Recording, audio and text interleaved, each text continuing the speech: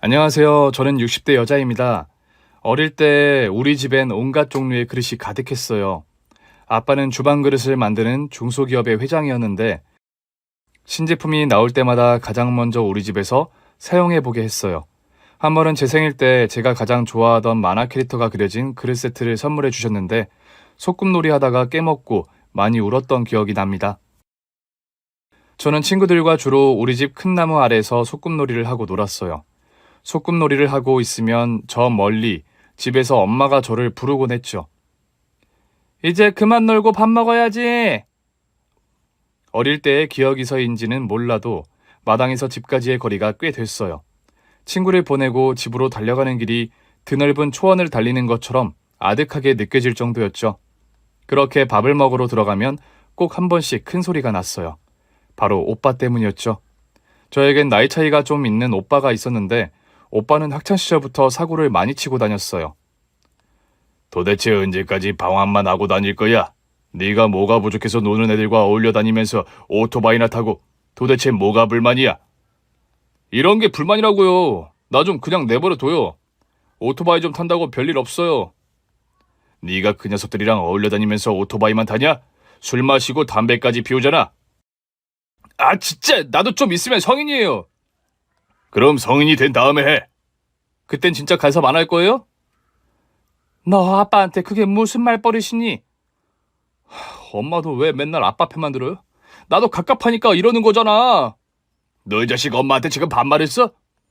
제가 어릴 때만 해도 부모님께 깍듯하게 존댓말을 쓰는 건 기본이었습니다. 오빠는 결국 아빠에게 뺨을 맞았고 그 길로 집을 나가버렸어요. 어릴 때만 해도 그저 평온했던 우리 집은 오빠가 사춘기를 맞은 뒤부터 단 하루도 조용한 날이 없었어요. 그렇게 오빠가 성인이 됐을 때 아무래도 아빠가 학교에 기부금을 주고 오빠를 대학에 들여보낸 것 같았어요. 그러나 오빠의 반항은 성인이 된 후에도 끝나지 않았고 학교에 한 번도 나가지 않는 것으로 반항을 이어갔죠. 오빠가 하도 요란하게 자랐다 보니 저는 순하게 클 수밖에 없었습니다. 저는 말 잘 듣는 딸로 자라 학교 공부도 착실하게 했어요. 그러던 어느 날이었습니다. 여보, 큰일 났어요, 여보. 저에게 하던 엄마의 목소리가 지금도 기억이 납니다. 하루아침에 우리 집에는 온통 빨간 압류딱지가 붙었고 엄마는 그 자리에서 쓰러지고 말았습니다. 오빠가 노름에 빠져 전 재산을 날린 거였어요. 오빠는 엄마 아빠 모르게 집 재산을 빼돌리고 있었고 우리는 순식간에 길거리에 나앉게 되었습니다. 설상가상으로 쓰러진 엄마는 다시 일어나지 못했고 끝내 세상을 떠나고 말았습니다. 엄마의 병명은 화병이었어요. 문제는 엄마가 떠난 뒤 오래지 않아 아빠 역시 화병으로 세상을 떠났다는 거였죠. 그때부터 전 친척집을 전전하며 살아야 했습니다. 처음엔 작은아빠네 집에서 학교를 다녔어요. 그러나 몇 달 지나지 않은 어느 밤 작은엄마가 하소연하는 소리를 우연히 듣고 말았습니다. 도대체 언제까지 우리가 쟤를 길러야 하냐고. 막말로 큰 집에서 우리한테 해주신 게 이 집 하나밖에 더 있어? 우리도 애가 셋이야. 쟤 데리고 있다가 그 망나니 큰아들까지 우리 집으로 찾아오면 어떡해? 설마 그 녀석이 우리 집까지 오겠어? 집안 재산 다 날려먹고 숨은 녀석인데 지 엄마 아빠 장례식에도 안 나타난 후레 자식이잖아. 그래서 쟤를 끝까지 키워주겠다는 거야? 애가 가엾잖아. 하루아침에 부모 잃고 집도 없고 제가 의지할 때라고는 우리 집밖에 없는데. 쟤 외가로 보내자. 사돈 어른 댁으로? 별 수 있어? 쟤 외가로 보내면 알아서 기르겠지. 자다가 일어나 화장실에 가던 길이었어요. 다음날 불안한 마음으로 일어났는데 아니나 다를까 작은엄마가 저한테 손을 내밀더라고요. 작은엄마랑 어디 좀 가자. 결국 전 시골에 있는 외가로 보내줬고 그곳에서 학창시절을 보냈습니다. 처음엔 모든 게 서럽기만 했는데 시골 생활에 적응하면서부터는 사실 철모르고 살았어요. 외할아버지, 외할머니는 늘 바쁘고 무뚝뚝하셨지만 저에게 필요한 모든 것을 해주셨어요. 그런 게 사랑이라는 걸 느낄 수 있었죠. 덕분에 부모를 잃은 슬픔과 상처가 조금은 치유되던 즈음이었습니다. 그러다 고등학교 졸업을 앞두고 있던 20살 때 생각지도 못한 사람이 저를 찾아왔습니다. 저는 여느 날처럼 친구들과 수다를 떨며 학교를 나오고 있어요. 그런데 낯익은 남자가 저를 보며 이리 오라는 듯 손가락을 까딱까딱 움직이더라고요. 저는 한눈에 그 사람을 알아볼 수 있었습니다. 오빠? 오랜만이다. 저는 오빠와 함께 인근 빵집으로 갔습니다. 어쩐 일인지 오빠가 빵과 우유를 사주더라고요. 오빠 그동안 어디 있었어? 나야 뭐 여기저기 돌아다녔지.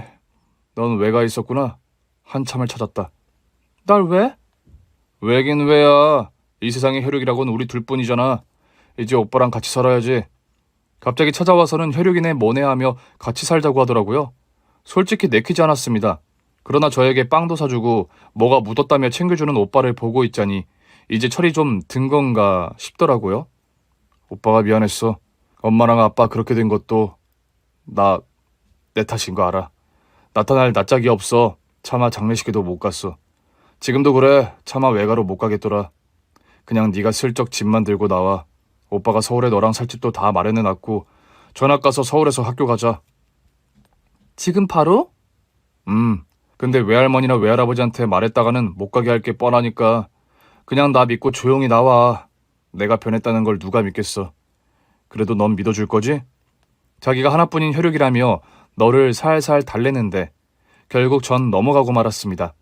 외가로 돌아가 보니 외할아버지, 외할머니는 집에 안 계셨어요. 저는 덜덜 떨면서 짐을 싸서 나왔고 차마 그냥 나오기가 힘들어서 쪽지를 하나 쓰고 나왔습니다. 할머니, 할아버지, 그동안 키워주셔서 감사합니다.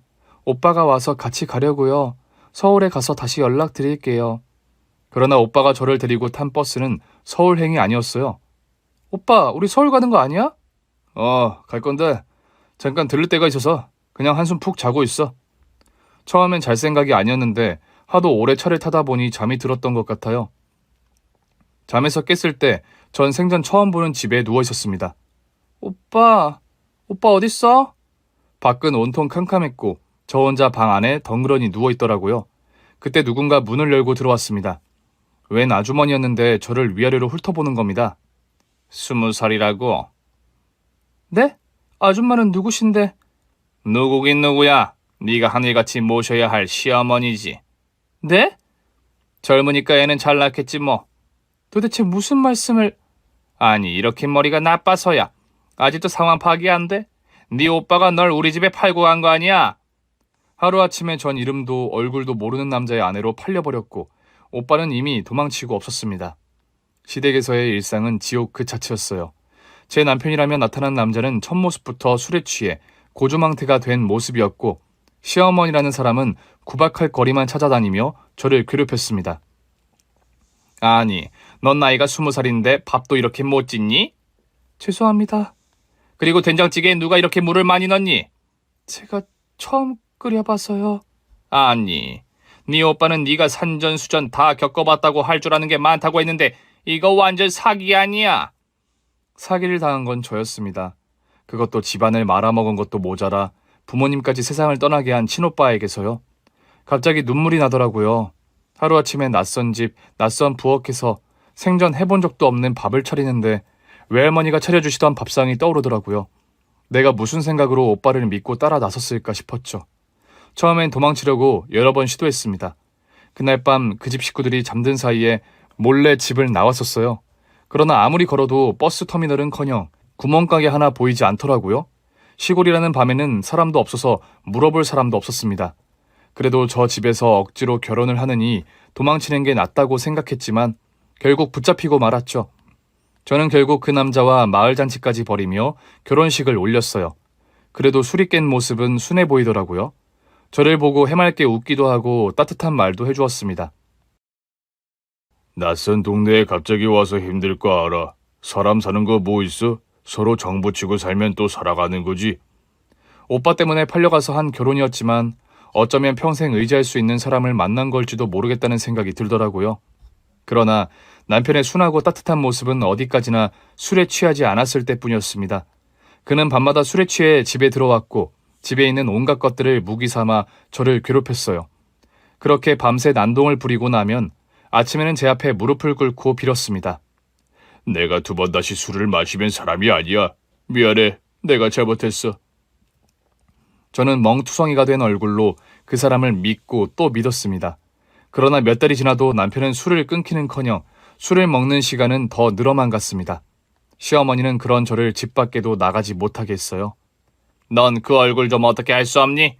남들 보면 창피하니까 집안에 처박혀 있어. 제 얼굴이 그렇게 되고 싶어서 된 것도 아닌데 시어머니는 매번 저만 타박하셨어요. 네가 더 잘하면 네 남편이 왜 술독에 빠져 살겠냐.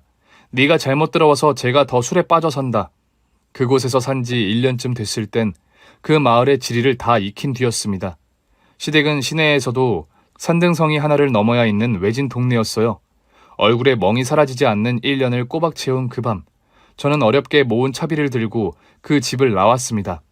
그거 외에는 아무것도 들고 나오지 않았어요. 그 집에 있었던 시간을 조금도 기억하고 싶지 않았습니다. 그나마 다행인 건 시골이라 혼인신고를 할 생각을 하지 않더라고요. 호적상 저는 혼인을 하지 않은 상태였고 제가 떠난 뒤 그들이 저를 찾을 방법은 없을 것 같았습니다. 저는 얼굴을 머플러로 둘둘 감은 채 버스 정류장 뒤편에 숨어 초차를 기다렸습니다. 그 사이에도 얼마나 주변을 살폈는지 몰라요. 행여나 그새 잠에서 깬 남편이 저를 쫓아오진 않을까, 저를 알아본 동네 사람들이 시어머니에게 가서 말하는 건 아닐까 두려웠습니다. 그러다 저 멀리서 첫차가 오는 게 보이더라고요. 저는 버스에 냉큼 올라탔고 유유히 그 동네를 빠져나가는 버스 안에서 또 숨죽여 울었습니다. 그렇게 지옥 같았던 시댁에서의 1년을 마무리하고 저는 서울에서 식모살이를 시작했어요. 절대 오빠가 찾을 수 없는 부잣집 동네로 들어가기 위해 얼마나 애를 썼는지 모릅니다. 드디어 부잣집에서 식모살이를 시작할 수 있게 됐는데 문제는 자꾸만 배가 불러온다는 것이었습니다. 뭘 많이 먹은 것도 아닌데 배가 불러오니 주인집에서 계속 오해를 받았습니다. 아니, 도대체 뭘 그렇게 먹길래 배가 자꾸 나오는 거야? 네? 사모님, 저 훔쳐먹고 그런 거 없어요. 아니, 너무 이상하잖아. 배가 갈수록 더 나오네. 혹시 아가씨가 아닌 거 아니야?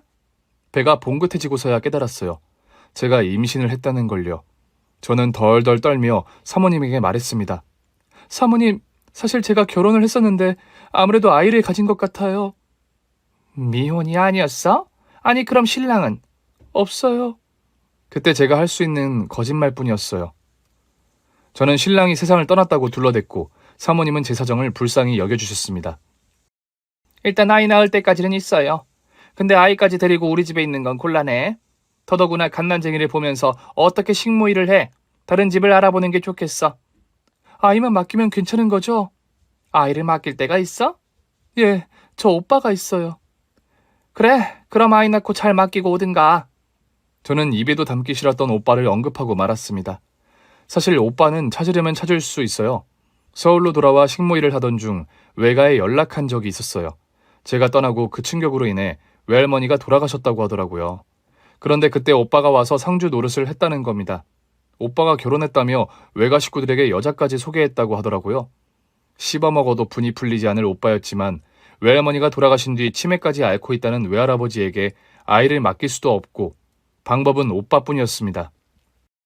저는 외가에 알려주고 갔다는 오빠의 연락처를 물었고 오빠는 마치 아무 일도 없었다는 듯이 저를 반겼습니다.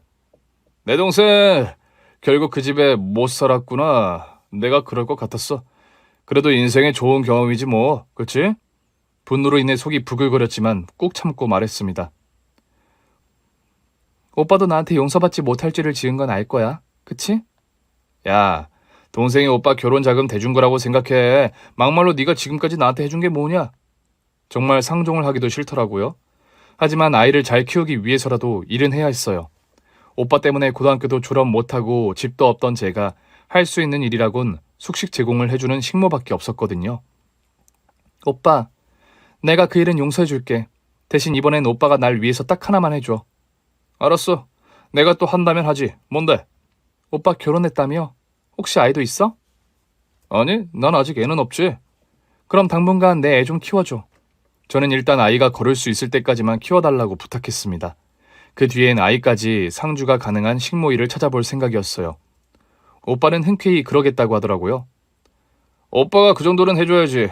걱정 말고 넌 네 일 해. 대신 아기 양육비는 꼬박꼬박 줘야 한다. 저는 출산 후 오빠에게 아이를 맡겼고 양육비도 꼬박꼬박 보냈습니다. 처음엔 일주일에 한 번씩 보러 갔었는데 나중에는 오빠가 자꾸 일이 있다며 집에 못 오게 하더라고요. 처가 식구들이 오기로 했다는 둥, 아기까지 데리고 여행을 간다는 둥 하는데 수화기 너머로 아기 소리도 들리기에 그 말을 철석같이 믿었어요. 그렇게 1년이 지났을 때 저는 식모살이할 집을 옮겼고 오빠의 집으로 제 아기를 데리고 갔습니다. 그런데 오빠네 집에 다른 아이가 있더라고요. 처음에 오빠는 그 아이가 제 아기라고 우겼습니다. 무슨 소리야? 어떻게 봐도 우리 애가 아닌데. 네가 오랜만에 봐서 못 알아보는 거야. 우리는 결정했어. 그냥 우리가 입양해서 키울게. 내가 더 거기로 시집 보낸 것도 미안하고 그냥 우리가 다 떠맡을 테니까 넌 새 출발해. 호적상으로도 깨끗하다며. 저는 오빠의 말을 무시한 채 기저귀를 풀어보았고 아기가 아들이 아닌 딸인 것을 확인했습니다. 오빠, 내 아들 어떻게 한 거야? 야, 우리도 막 애가 태어나서 힘들어 죽겠는데 어떡하냐. 고아원에 맡겼어. 뭐? 오빠 진짜 어떻게 나한테 이래? 잠깐 맡긴다고 했어. 거기 있을 거야. 거기가 어딘데? 그러나 오빠가 말해준 고아원에서 제 아이는 흔적조차 찾을 수 없었고 오빠네 집으로 돌아왔을 때 그 집은 텅 빈 채 편지 하나만 덜렁 남아 있었습니다. 그 새언니가 저에게 남긴 거였어요. 아가씨, 나도 같은 엄마라서 알려주는 거예요. 오빠는 끝까지 말하지 말라고 했는데 오빠가 아는 부잣집에 입양 보냈어요. 우리도 벌이도 마땅치 않고 애 둘 키울 여력은 없어서. 아무튼 애는 부잣집에 갔으니까 걱정하지 말고 아가씨도 새 출발해요. 저는 그 자리에 주저앉고 말았습니다. 그렇게 오랜 시간이 흘러 저는 60대가 되었습니다. 염색 한 번을 안 한 탓인지 다들 저더러 할머니라고 하더라고요. 저는 서울대학교 앞에서 붕어빵을 팔고 있었어요. 추운 겨울이었는데 매일같이 착한 총각 하나가 제 붕어빵을 다 사주곤 했어요. 할머니, 여기 있는 붕어빵들 모두 주세요. 그런데 어느 날부턴가 그 총각이 안 보이더라고요. 느낌이 이상했어요. 혹여나 무슨 일이 있나 싶어서 학생들에게 수소문해 그 총각집에 찾아갔습니다. 그리고 그 집의 대문을 연 순간 저는 너무 놀라서 개거품을 물고 말았죠. 처음부터 그 총각을 찾아가려던 건 아니었어요. 처음엔 붕어빵을 사러 오는 학생들에게 혹시 그 총각을 아느냐고 물었는데 학생들이 학교에서 전혀 본 적이 없다는 겁니다. 저는 이 학교 교수인가 생각하고 있었거든요. 그 총각이 하룻밤의 꿈처럼 사라지고 나자 뭔가를 잃어버린 것처럼 마음이 허하더라고요. 마치 제 아들을 잃었던 수십 년 전에 그때처럼요. 저는 새언니가 남긴 쪽지를 움켜쥔 채 하염없이 울었습니다. 오빠네 부부는 하루아침에 사라져버렸고 동시에 제 아들도 어느 집으로 입양을 간 건지 알 수 없게 됐죠. 부잣집으로 갔다고 하는데 이제 그 사기꾼 오빠 말을 믿을 수가 있어야죠. 새언니라고 뭐가 다를까 싶었어요. 유유상종이라고 똑같은 것들끼리 만나겠거니 생각했습니다. 오빠에게 전화를 걸었지만 역시나 받지 않더라고요. 새언니의 번호 역시 이미 없는 번호였습니다. 그즈음 아이를 찾아 헤매다가 만난 사람이 있었어요.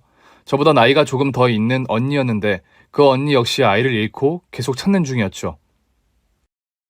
그러지 말고 우리 힘을 합쳐서 같이 살자.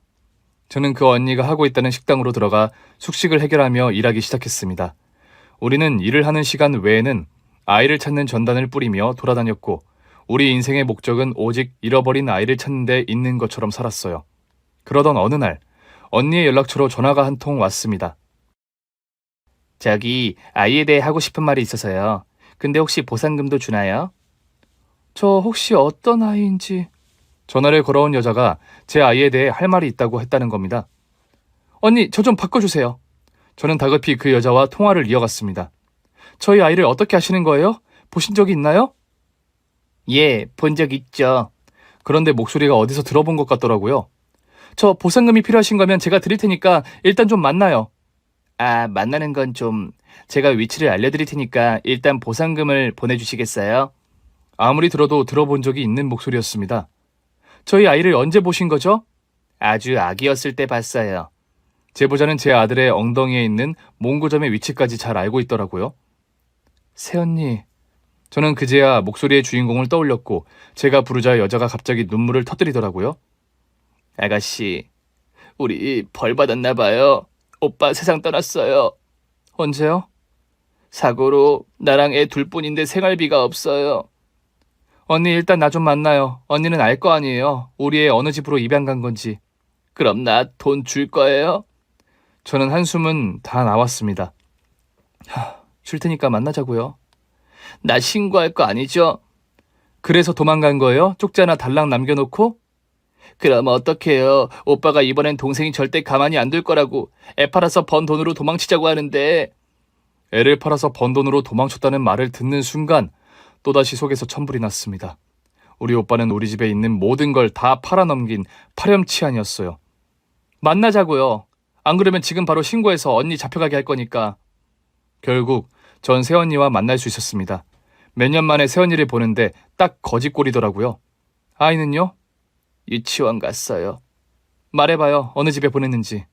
오빠 얘기는 안 궁금해요. 갑자기 떠났는데. 안 궁금해요. 미안한데 내 아들 찾는 문제 아니었으면 언니하고도 다시 만날 일 없었을 거예요. 그래도 그렇지. 아가씨도 참 너무하네. 오빠가 나한테 어떻게 했는지 다 알아요? 다 알죠. 오빠가 우리 결혼 자금도 마련할 겸 혼자인 아가씨한테 혼처도 구해줬다면서요. 혼자인 나를 위해 구해줬다고요? 겸사겸사라고 했어요. 설마 여동생인데 위하는 마음도 없었겠냐면서. 그럼 내 아들은요? 우리 애 키울 돈이 없으니까 그 애도 부잣집으로 가면 좋잖아요. 아가씨랑 살아봤자 지질이 궁상이지 뭐. 말을 더 오래 해봐야 속만 뒤집히는 것 같았어요. 어디로 갔어요, 내 아들? 내가 아는 사람은 아니고 오빠가 아는 사람 집인데 정확히는 몰라요. 정확히도 모르면서 왜 제보를 하겠다고 한 거예요? 또 거짓말할 생각이었어요? 아니, 지역은 아니까. 그래도 어디 사는지 알고 살면 아가씨도 좀 낫겠다 싶어서 연락한 거죠. 어디 사는데요? 그게 일단 보상금부터 좀 줘야. 저는 오는 길에 찾아온 돈 봉투를 보여주었습니다. 여기 있으니까 일단 말부터 해요. 새언니는 연신 돈 봉투를 흘끗거리며 시간을 끌었습니다. 이건 진짜 정확한 정보인데. 그러니까 뭐냐고요? 서울에 있는 부잣집으로 갔어요. 그 집 젊은 사모가 애를 못 갖는다고 하더라고. 오빠가 그런 부자를 어떻게 하는데요? 오빠가 브로커를 한 거지. 그래서 얼마나 받았어요? 새언니는 손가락 3개를 들어 보이며 말했습니다. 큰 거 3장. 그 돈은 다 어디 쓰고 이제 와 또 돈이 없대요? 오빠가 도박으로 다 썼죠 뭐. 그놈의 도박! 우리 집 재산도 노름으로 다 날리더니. 그래서 나랑 애도 지금 단칸방에 살아요. 그러니까 아가씨가 가족으로서 좀 도와준다고 생각하고 그 봉투 좀. 언니는 그래도 아이랑 같이 살잖아요. 내가 보내줬던 양육비로 2사람 아이만 키운 거 아니에요. 그럼 어떡해요. 오빠가 노름하다가 다 날려먹은 걸. 서울 어느 동네인지 알아요? 그것까진 나도 몰라요. 근데 엄청 잘 사는 집이래요. 그러니까 진짜 걱정할 거 없다고 했어요. 언니라면 언니 딸이 어느 집에 입양된지도 모르고 사는데 안심이 돼요? 어머 아가씨, 아무리 화가 나도 그렇지 어쩜 그렇게 막말을 해요. 우리 애를 내가 왜 입양을 보내요? 저는 결국 돈 봉투에 있던 돈 중 10만 원을 꺼내 새언니 앞에 내려놨습니다. 꼴랑 이것밖에 안 줘요? 부유김이라고 생각하세요. 솔직히 말해 그것도 안 주고 싶은데 참는 거예요. 이건 아니지. 새언니는 냅다 내 돈 봉투를 향해 몸을 날렸고 저는 재빨리 봉투를 빼버렸습니다. 사람이라면 염치가 있어야지. 지금껏 나 팔아먹고 내 자식 팔아서 살아놓고 돈을 또 달라고요? 그래도 서울에 있는 거 알려줬잖아요. 이건 진짜 믿을 만한 정보라니까. 서울에 있는 부잣집을 다 찾아다닐 수도 없고 저는 한숨만 내쉰 채 새언니와의 만남을 마쳤습니다. 그러나 제 아들이 서울 부잣집으로 입양을 간 건 확실한 사실 같더라고요. 저는 새언니에게 다 주지 못한 돈 봉투를 물끄러미 봤습니다. 실은 홀로 조카를 키운다는 말에 다 주고 올 생각이었는데 홧김에 그냥 나와버린 거 있죠. 그 후로도 새언니는 툭하면 저에게 전화해 돈이 없다고 징징거렸고 저는 그때마다 조금씩 돈을 보태주기도 했어요. 물론 제가 서울로 이사를 가기 전까지만요. 아들이 서울 부잣집으로 이사 갔다는 걸 안 뒤 저는 서울로 이사할 계획을 세웠습니다. 함께 의지에 살던 언니는 눈물바람을 했어요. 나도 너랑 같이 갈래. 언니 가게가 이렇게 잘 되는데 두고 가면 어떡해. 이제와 내가 너랑 떨어져서 어떻게 살아. 언니 아들은 이 동네에서 잃어버렸잖아. 여기 있어야 언제라도 다시 만나지. 몰라. 난 그냥 너랑 같이 있고 싶단 말이야. 언니, 나는 내 아들이 밟고 다니는 땅이라도 밟아야 할 것 같아. 나 좀 이해해줘. 대신 우리 자주 연락하고 때마다 만나자. 응? 약속. 약속. 내 아들 빼고 내 가족은 언니뿐이야. 전 의지했던 언니와 통곡을 하며 헤어져 서울로 갔어요. 언니는 제가 한사코 거절해도 서울에서 방을 구하고도 남을 만한 돈도 보태주었고 제가 제대로 된 집을 구하는지 확인까지 했습니다. 내가 너 이럴 줄 알았어. 누가 이런 지하방 구하라고 그 돈을 준 줄 알아? 내가 구해줄 테니까 찍소리하지 말고 몸 편한 데서 살아. 언니는 저를 너무 잘 알았던 거죠. 아들을 잃은 뒤 사람 꼴을 안 하고 살았던 제가 돈만 보태준다고 해서 제대로 된 집을 구해 살 리가 없다는 것을요. 그렇게 서울로 와서 할 수 있는 일이란 일은 다 했습니다. 언제든 아들을 다시 만나게 되면 뭐라도 사줄 수 있는 엄마이고 싶었거든요. 그렇게 시간이 흘렀어요. 저는 평생 저 자신을 괴롭혔어요. 저 자신에게 아들을 잃을 벌을 그렇게 줘야 할 것만 같았습니다. 시간이 아무리 지나도 아들을 찾을 방법이 없자 결국 60이 넘어 시작한 게 붕어빵 장사였어요. 어느 날 대학생들이 지나가는 걸 보는데 우리 아들도 부잣집으로 입양을 갔으면 저렇게 살았으려나 싶더라고요. 그래서 붕어빵 장사를 하던 중 번남은 붕어빵을 사다 주는 착한 총각을 만났죠. 할머니, 여기 있는 붕어빵들 모두 주세요. 아니, 매번 이걸 다 사가서 뭐하게? 저희 집 일하시는 분들하고도 나눠 먹다 보면 금방 먹어요. 어머, 총각집이 꽤 잘 사나 보다. 아이고, 내 정신 좀 봐. 총각은 맞아요? 네, 나이는 좀 있는데 아직 총각입니다. 아직 해결하지 못한 숙제가 있어서요. 아니, 무슨 숙제기에 여태 결혼도 안 했대? 제 결혼식 때 꼭 모시고 싶은 분이 있거든요. 아이고, 총각은 참 말하는 것도 예쁘네. 부모님이 참 뿌듯하시겠어. 그런가요? 그렇게 생각해 주시니 좋네요. 하긴 부자니까 이렇게 불쌍한 할머니 붕어빵도 사주는 거려니 싶더라고요. 그래도 어디 매번 그렇게가 쉽냐고요. 그런데 어느 날부턴가 매번 붕어빵을 사가던 총각이 보이질 않는 겁니다. 처음엔 오늘은 안 오다 보다 했는데 그게 하루, 이틀, 일주일을 넘어가니까 걱정이 되더라고요. 저 학생 혹시 키 크고 잘생긴 젊은 교수님 본 적 있어? 저희 과에는 그런 분은 없어요. 붕어빵을 사러 오는 학생들을 붙잡고 물어봐도 안다는 사람이 없었어요. 간혹 우리 과 교수님인가 하면서 사진을 보여주는 학생도 있었지만 그 중에도 없더라고요. 덕분에 학교 홈페이지에 교수 사진이 올라와 있다는 걸 알게 됐고 확인을 해봤는데 그 총각은 없더라고요. 도대체 대학 교수도 아닌 사람이 왜 매번 내 붕어빵을 다 사준 건가 싶었죠. 그러던 어느 날 한 학생이 저한테 와서 그러는 겁니다. 할머니, 이 붕어빵 다 주세요. 학생이 이걸 다 살 돈이 있어? 아, 저희 동네 사는 아저씨가 시켜서요. 제가 여기 다니는 거 아시는 분이라 오는 길에 좀 사다 달라고 하셨어요.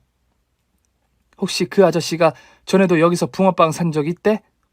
네, 저한테 사다 달라고 하셨어요. 저 학생, 내가 직접 가져다 주고 싶은데 혹시 그 총각 집이 어디야? 그 총각 대신 붕어빵을 사러 온 학생 덕분에 총각의 집을 찾아갈 수 있었습니다. 솔직히 처음부터 찾아갈 생각은 아니었어요. 그 학생에게 그 아저씨가 왜 안 오냐고 물으니 이유는 잘 모르겠다고 하더라고요. 혹시 아픈 거냐고 물으니까 좀 아파 보이긴 했다기에 저도 모르게 그 집까지 찾아간 거였습니다. 학생을 따라가 보니 으리으리한 저택이 나왔어요. 저는 놀라서 물었습니다. 학생, 이 집이 그 총각 집 맞아? 네, 맞아요. 학생은 저 대신 초인종을 눌러주었고 조금 뒤 대문이 열렸습니다. 전 이만 가볼게요. 학생이 간 뒤 저를 홀로 저택 안으로 들어갔습니다. 마당에 들어가는 순간 어릴 때 우리 집이 생각나더라고요. 세상에 젊은 총각이 부지런히도 살았나 보네. 그렇게 마당으로 들어가는데 집에서 그 총각이 나오더라고요. 얼굴을 보는데 그 학생의 말처럼 조금 수척해 보이더라고요. 총각, 이렇게 막 찾아와서 미안해. 아니, 어디가 아픈 거야? 그 학생이 아픈 것 같다고 해서. 오셨어요? 기다리고 있었어요. 날 기다렸다고? 들어오세요. 총각은 아프냐는 제 말에는 대답이 없었고 그저 저더러 안으로 들어오라고만 했습니다. 그리고는 제 손에 들려있던 붕어빵 봉지를 집어가더라고요. 안으로 들어가 보니 더 으리으리하더라고요. 온통 대리석으로 장식한 내부는 깨끗했고 제가 들어가자 일하는 사람들이 저에게 90도로 인사를 했습니다.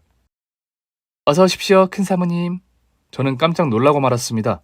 큰 사모님이라니요? 그때 앞서 걷고 있던 그 총각이 어깨를 들썩이며 울기 시작했습니다. 총각, 이게 어떻게 된 일이야? 엄마, 저예요. 엄마가 잃어버린 아들. 아니, 내가 아들을 잃어버린 건 맞는데 어떻게 총각이 내 아들이야? 제가 다 설명해 드릴게요. 총각은 제 손을 꼭 잡은 채 저를 소파로 안내했습니다. 아주머니, 따뜻한 차 좀 주세요. 어머니 손이 너무 차네요. 저는 도저히 믿기지 않았습니다. 평생을 찾아 헤매도 찾을 수 없을 것 같았던 아들이 그 착한 총각이었다니 누가 믿을 수 있었겠어요? 말부터 해봐요. 내가 엄마인 거 확실해요? 네, 맞아요. 서울대학교에 일 때문에 들렀는데 보는 순간 알았어요. 아니, 날 어떻게 알아봐. 갓난쟁이일 때 잃어버렸는데. 절 키워주신 양부모님이 어머니 사진을 갖고 계셨어요. 뭐? 도대체 어떻게? 그 총각은 젊은 시절 제 사진을 보여주었어요. 제가 오빠에게 속아 결혼식을 올렸던 사진이더라고요. 아니, 이 사진을 어떻게? 처음 저를 데리고 온 남자분이 제 삼촌 맞죠? 그래, 맞아. 내 오빠였어. 그분이 저를 팔기 위해 왔는데 양부모님이 보기에 좀 수상쩍은 부분이 있었대요. 어쩐지 아이 엄마의 동의를 안 받은 것 같아서 아이 엄마의 인적 사항을 알려달라고 했더니 사는 곳을 알려줬대요. 저는 아들에게서 믿을 수 없는 이야기를 들었습니다. 양부모님이 저를 입양하지 않으면 다른 집에 팔아 넘길 것 같아서 일단 입양을 했고 그 다음에 어머니를 찾아갔다고 하시더라고요. 그런데 이미 어머니는 그 집을 나가신 상태였고 그 집 사람들한테 돈을 주고 겨우 어머니의 사진 한 장을 구해오셨다고 하더라고요. 저의 전남편과 시어머니는 아들의 양부모에게 오빠에게 준 돈의 2배를 뜯어냈더라고요. 그 돈을 받아서 날 찾지 않았나 보다. 내가 도망쳐 나왔거든. 들었어요. 키워주신 부모님이 낳아주신 어머니에게 피치 못할 사정이 있어서 제가 입양된 것 같다면서 사진을 잘 갖고 있다가 나중에라도 꼭 찾으라고 하셨어요. 그런데 서울대학교 앞에서 어머니를 본 거예요. 그 총각이 제 아들인 걸 알고 나자 정신이 하나도 없더라고요. 그런 줄도 모르고 이런 꼴인데도 날 알아봤어? 사진을 하도 자주 봐서 그런가 그냥 한눈에 알겠던데요. 세상에, 근데 왜 말은 안 했어? 내가 사는 게 좀 그렇지. 아니에요. 그런 게 아니라 저도 너무 놀라서 어떻게 말을 해야 할지 알 수 없어서 계속 주변만 맴돌았어요. 세상에, 내 아들이 그 총각이었다니. 엄마 보고 싶었어요. 세상에, 고마워. 이렇게 잘 살아줘서 고맙다. 내가 미안해. 내가 미안하다. 오빠를 믿고 널 맡기는 게 아니었는데 그래도 혈육이라고 끝까지 믿어보고 싶었나 봐. 전 좋은 양부모님 만나서 사랑 많이 받고 자랐어요. 절 잃은 채 산 어머니가 많이 힘드셨겠죠. 말도 못하지. 그 세월을 어떻게 말로 다 하겠니? 사실 얼마 전에 삼촌이라는 분이 집으로 찾아왔었어요. 뭐? 세연이가 분명 세상을 떠났다고 했던 오빠가 집으로 찾아왔다는 이야기였습니다. 저희 집이 한 번도 이사를 간 적이 없거든요. 와서 엄마를 찾게 해줄 테니까 돈을 달라고. 진짜 삼촌이래? 여자가 아니고? 네, 삼촌이라고 하셨어요. 남자분이셨는데. 아무래도 새언니가 저한테 또 거짓말을 한 것 같더라고요. 그래서 줬어? 이미 엄마를 찾은 뒤여서 이것저것 캐물었더니 엄마가 어디 있는지 모르는 것 같더라고요. 그래서 한동안 엄마도 못 찾아간 거예요. 삼촌이 제가 엄마를 만난 걸 눈치챈 건지 밖에서 계속 감시를 하고 있더라고요. 그 인간이 어딜 감히... 최근엔 안 보이긴 했는데 혹시 몰라서 서울대학교 다니는 동네 학생한테 부탁했어요. 제가 대신 붕어빵을 사다 달라고 하면 어쩐지 엄마가 오실 것 같았거든요. 아니, 아픈 것 같다길래... 그렇게 말해달라고 했어요. 뭐? 그럼 분명 오실 테니까. 제 엄마니까. 근데 정말 수척해 보이는데? 그냥 소가리를 해서 그런가 봐요. 엄마를 눈앞에 두고도 아는 척을 할 용기가 안 나니까. 세상에, 살아생전에 널 다시 만나게 될 줄은 꿈에도 몰랐어. 이제 진짜 생시 맞니?